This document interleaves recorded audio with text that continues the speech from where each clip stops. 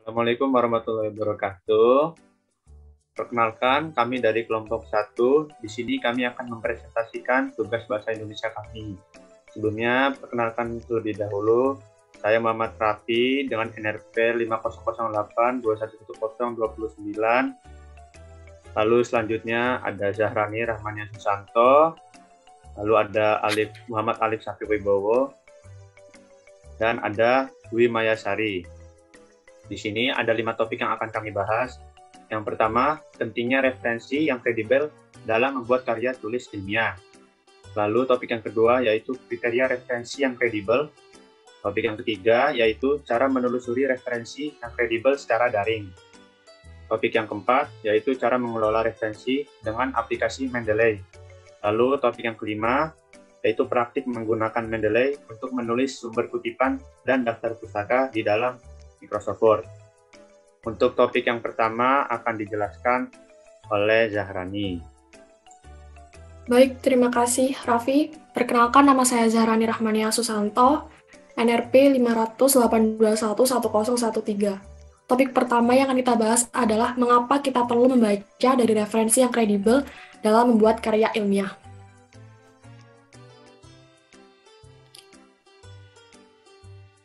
Sebelum itu, kita harus paham terlebih dahulu apa itu membaca, apa itu referensi yang kredibel, apa itu karya tulis ilmiah.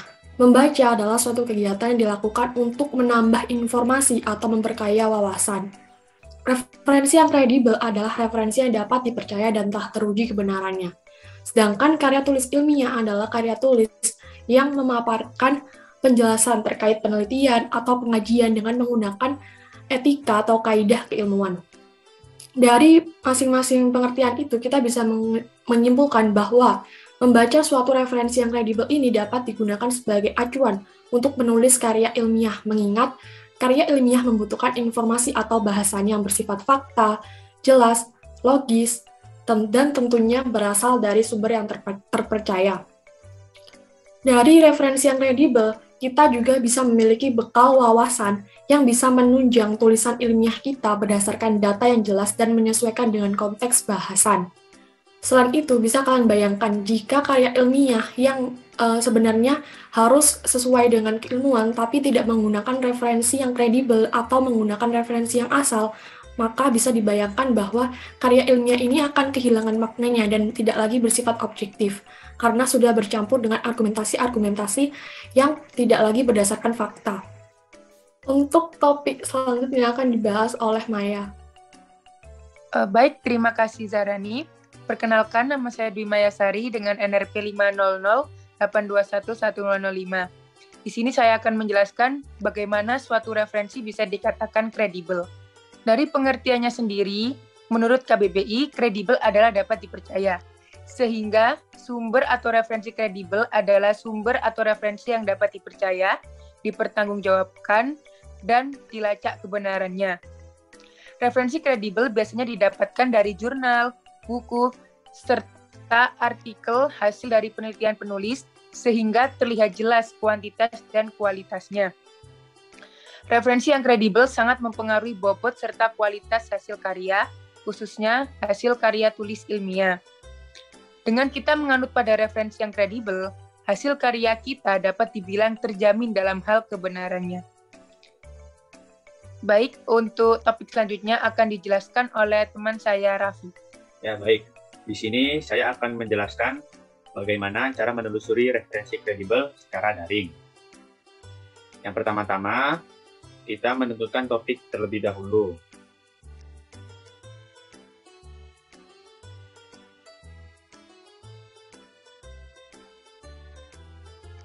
Nah, setelah itu, kita mencari artikel atau buku tentang topik yang telah ditentukan di laman mesin pencari Google Academia, penerbit, atau jurnal dengan menggunakan bahasa Indonesia atau bahasa Inggris.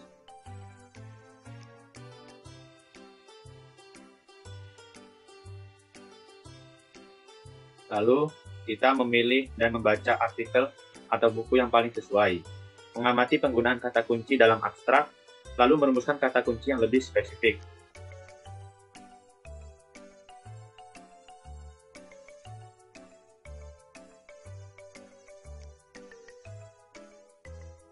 Setelah itu, kita menggunakan kata kunci tersebut untuk mencari referensi yang lebih tepat.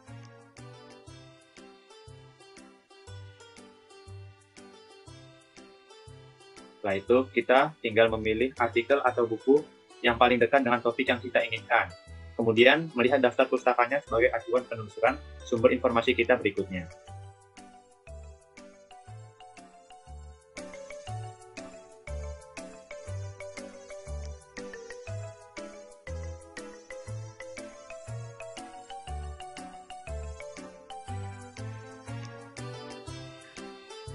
Assalamualaikum warahmatullahi wabarakatuh.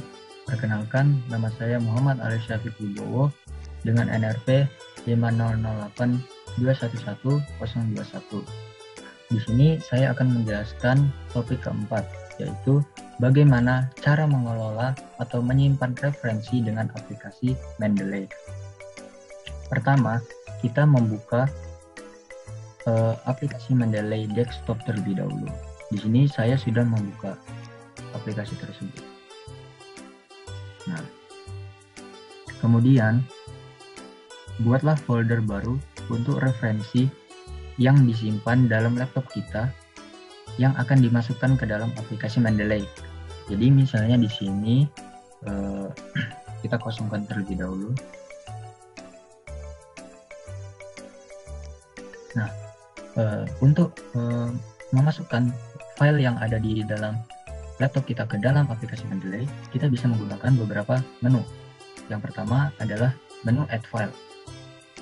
Menu Add File adalah menu untuk memilih beberapa file, artikel atau referensi yang sudah kita simpan di dalam laptop agar bisa dimasukkan ke dalam aplikasi Mendeley. Saya contohkan. Pertama, kita buka, terus kemudian kita pilih file yang akan kita masukkan. Kemudian open. Otomatis dia akan langsung masuk ke dalam aplikasi Mendeley. Kemudian ada menu Add File. Add File adalah Add Folder maksudnya. Add Folder adalah menu untuk mengupload sebuah referensi yang tersimpan di dalam folder. Jadi misalnya ada satu folder yang berisi berbagai file referensi, kita hanya menggunakan Add Folder saja. Misalnya saya mengupload folder referensi yang kesehatan. Nah, karena saya sudah memasukkan yang Fatkiyah dari penulis Fatkiyah Natikotol, otomatis dia akan tertulisnya hanya sekali saja. Karena di dalam folder tersebut hanya ada dua file, yaitu ini dan file yang ini. Kemudian ada menu Watch Folder. Menu Watch Folder adalah menu untuk memasukkan beberapa folder yang ada di laptop kita. Kalau tadi Add Folder hanya satu folder, kalau di Watch Folder ini bisa mengupload beberapa folder. Misalnya di sini saya akan mengupload folder kesehatan COVID. Oke. Oh tidak terdata. Maaf. Untuk yang kesehatan COVID tidak bisa karena belum saya simpan di dalam laptop. Jadi misalnya kalian sudah menyimpan folder yang berisi file-file referensi di dua folder, kalian bisa menggunakan menu Watch Folder. Kalau Add Folder hanya satu folder, kalau Watch Folder bisa banyak folder. Kemudian ada menu Import. Menu Import adalah menu untuk memasukkan file yang berbentuk hard copy yang berasal dari sumber manajer referensi di internet. Misalnya BibTeX ini untuk referensi dari sumbernya yaitu Mendeley, kemudian ada End.xml dari sumbernya End.xml, kemudian ada RIS itu dari website RIS juga, kemudian harusnya ada lagi Zotero library. Nah, kemudian ada menu Add Entry Manual. Ini adalah menu untuk memasukkan sebuah jurnal dengan cara manual, yaitu memasukkan judul buku dan penulis, kemudian tahun terbit dan penerbit. Misalnya di sini saya ingin mengupload COVID, saya agak lupa.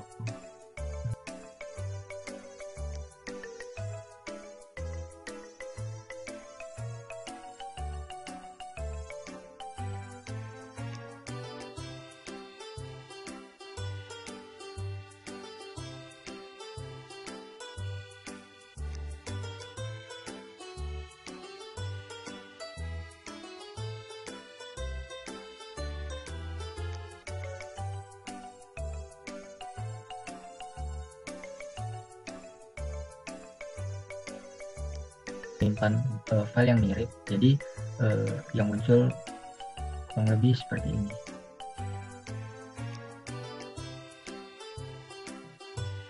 Nah, kemudian selanjutnya untuk menyimpan file yang ada di aplikasi Mendeley ini, kita bisa menggunakan export. Nah, di sini kita bisa memasukkan dalam bentuk jenis apa terserah kita. Misalnya di sini saya ingin menyimpan dalam bentuk bit text. Ini hanya bisa digunakan untuk aplikasi Mendeley. Kalau yang RIS ini untuk sumber manajer RIS, sumber manajer referensi RIS, dan EndNote juga seperti itu. Ya, nggak bisa override karena saya pernah menyimpan. Itu saja yang bisa saya sampaikan untuk topik keempat. Terima kasih. Selanjutnya akan dilanjutkan oleh teman saya. Baik, untuk topik kelima, yaitu bagaimana cara menulis sumber kutipan dan daftar pustaka di Microsoft Word dengan aplikasi Mendeley. Nah, untuk format penulisan sumber kutipan sendiri ada beberapa macam. Saya akan menjelaskan untuk format nama, pengarang, dan tahun.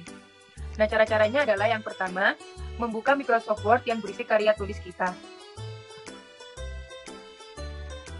Lalu, untuk memastikan bahwa Mendeley sudah terhubung ke Microsoft Word, yaitu dengan mengklik reference,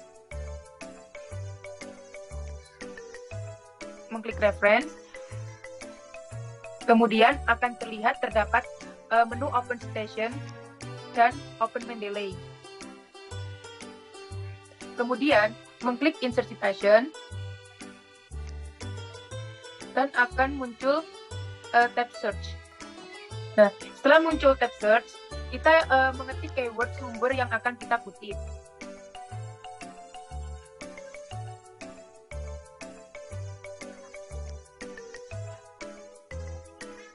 Pada layar akan terlihat sumber yang akan kita kutip, lalu tinggal mengklik dan pilih saja. Setelah itu, tekan OK. Nah, untuk format yang selanjutnya akan dijelaskan oleh teman saya. Baik, terima kasih. Untuk selanjutnya yang akan kita bahas adalah cara mengetik dengan format nama pengarang, tahun, dan halaman buku. Hal pertama yang akan kita lakukan adalah mengklik Insert Citation, kemudian mengetik judul referensi,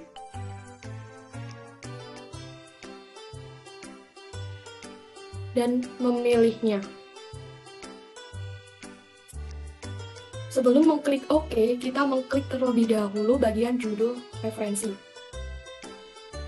Kemudian akan muncul bagian tab yang ada bagian page. Setelah itu, mengisi halaman yang akan kita kutip. Nah, yang terakhir, baru kita mengklik OK.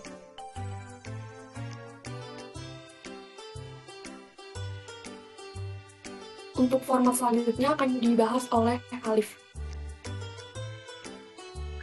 Selanjutnya, di sini saya akan menjelaskan bagaimana cara mengutip lebih dari satu jurnal untuk dijadikan referensi.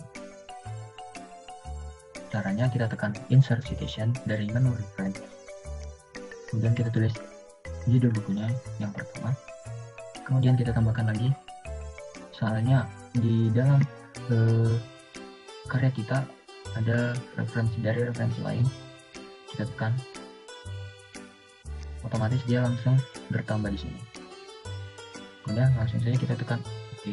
Jika kalian ingin menambah page, kalian bisa ketik di sini.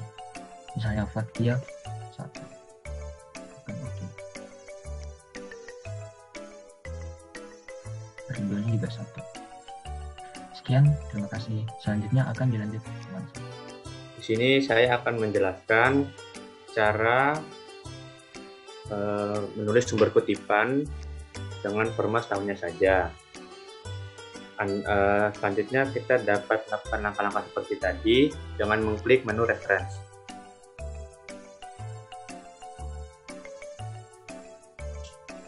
Sebelum mengklik OK, kita mengklik terlebih dahulu judul referensinya.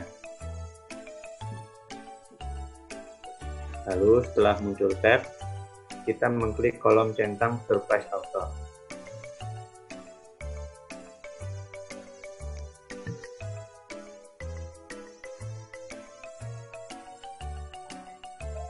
Selanjutnya, saya akan menjelaskan cara membuat daftar pustaka. Langkah pertama yaitu mengklik menu referensi. Lalu kita menuju ke lembar list daftar pustakanya. Lalu tekan insert bibliografi yang ada di atas. Setelah itu akan muncul secara otomatis daftar pustakanya.